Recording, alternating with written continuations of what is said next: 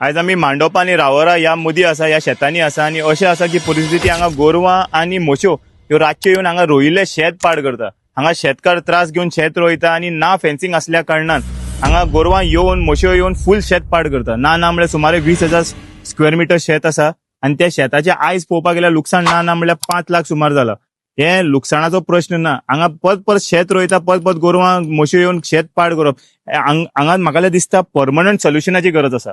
एकदा कोणी हेल्प करपाक शकतलो, दुसरेदा करपाक शकतलो, पण परमनंट हेल्प एकूच सरकार करपाक शकतलो. कित्याक काय म्हळ्यार म्हश्यो गोरवां जे कोणाची आसा तांकां पंचायतीन सांगपाची गरज आसा की तुमची म्हश्यो गोरवां आसा ती बांदून दवरा, की ना की हांगा त्रास काडून जे शेतकार शेत रोयता तितकीच शेतां पाड करून उडयला. आयज तुम्ही पळयला आसतली जी परिस्थिती हांगा आसा ती. परत आयज शेत रोयता, रातची गोरवां येता, परत पाड करता, दुसरे दीस परत शेत रोयता, परत तेतून तुमची मिशीन पाड म्हळ्यार यूज केल्ले मिशीन सारे वेस्ट जाले. ज्यो बायलो शेत रोयतात तेंचे डेली वेजीस आसा ते वेस्ट जाले. सो हांगा कोण शेताचो ओनर आसा ताका खुबशे लुकसाण फेस करपा पडटा.